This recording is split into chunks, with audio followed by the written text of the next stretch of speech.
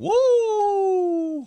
That shit was crazy. What's going on, everyone? It's your boy Yellow Win, and we are here today for another trailer for season 3 of Euphoria. Yes, finally it came out after I don't even know how many years the last one came out, but it definitely left us at a cliffhanger, so we don't know what happened. A lot happened in between season 2 and season 3 outside of the show, so you know, a lot of stuff was bubbling. If you haven't seen Euphoria season 1 or 2, you're not caught up, please stop watching this because there's gonna be some spoilers ahead. Let you know now.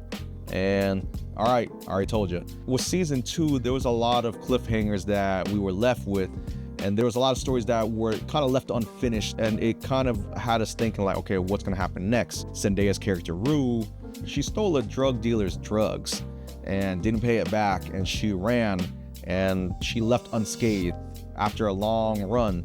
So we don't know what happens with her. With Cassie, who's played by Sydney Sweeney, and Maddie, who's played by Alexa Demi, you know, they basically had a falling out after Cassie was sleeping with her boyfriend Nate, who's played by Jacob Elordi. And Fez, played by Angus Cloud, rest in peace, he was having some type of connection with Lexi, who's played by Maud Apatow. You see that situation that happened at the end where they were coming to get Fez and his younger brother Ashtray, played by Javon Walton. If you've seen the ending, Ashtray was basically taken out. After that, we don't know what the happened. And the thing is, with Angus passing away, I don't know how that's gonna happen. And what I just found out too, Cal Jacobs, the character who's also Nate's dad, played by Erica Dane, I just found out he had ALS.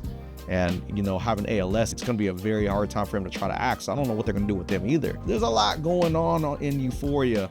I love Euphoria because not just the intensity, but the character development, which is always important to me, cinematography. And then season 2, they started shooting in film, like real film, and that's very expensive to shoot with, and you got to be on point all the time to do your shots. And they do a lot of extravagant moving shots and creative shots where choreography that goes around it. I remember watching an interview with Maud Apatow, who plays Lexi. She was saying that they were kind of getting mad at her because she's not hitting her mark every time she has to make a move from A to B or somewhere, and sometimes the camera is moving, so it has to come around and hit on the right spot as she's hitting her mark. Her messing up all the time, that's more film that they're using, more money, more film they have to get. So I understand how expensive it could be, but you gotta remember, before digital cameras, film was being shot on film, and then them trying to bring it back, and even finding film development companies that will still develop film nowadays too. But you know, it's starting to make a comeback of being shot on film.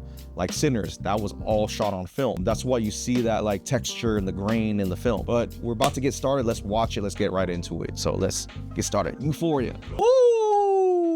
That shit was crazy. All right, that was the trailer for Euphoria season 3. I don't even know where to start. It looks like it answered a few of the questions I said in the beginning. Looks like that drug dealer that Rue stole from coming back together and getting what she's owed, or probably getting her. As you can see, Cassie and Nate, they end up being together. Seems like Jules, played by Hunter Schafer, who's a trans woman, is now an escort. It looks like Maddie is basically pimping her, or basically her partner in that industry. We see Coleman Domingo come back. He was Rue's mentor in counseling meetings as well.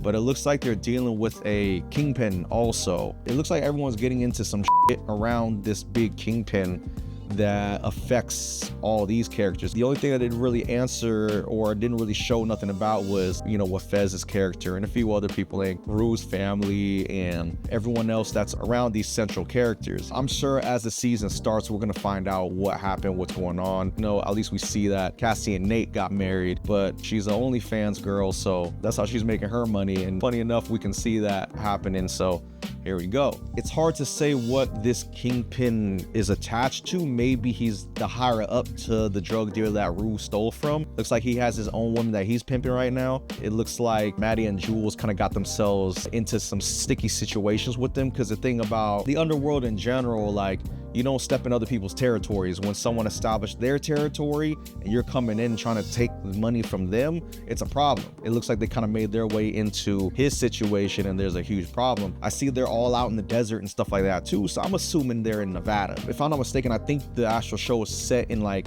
LA, maybe the suburbs, maybe the valley, which is where I live, in the valley out here, so I can see some shit like that happening on the west side of the valley. But it looks like they're dealing with being in Nevada. You see brothels and stuff like that. And in Nevada, they're known for having brothels far outside of the Las Vegas County territory. It's a lot to digest watching this. There's a lot going on, but I mean, it does at least let us know that they're continuing some of the storylines that happened from previous seasons, and then also seeing what happened with some of these other characters. With everything that's changed now, what is the dynamic between the characters? It started as like they were all friends at first, and then a lot of things happened that caused a lot of turmoil between each other. Now we got to see how the dynamic is. Do some of them hang out with each other or not? Who talks to who doesn't with who's actually successful, who's actually not? There's a lot going on. I know it's hard, but I just hope that there's some type of dedication for Angus. He definitely played himself in this series, and it's hard to see someone that had that type of talent, you know, be gone so soon. Some questions have been answered, some haven't. We'll see if Rue finally really cleaned herself up and now her past is coming back to hit her. We're gonna see what happened to Lexi. Like,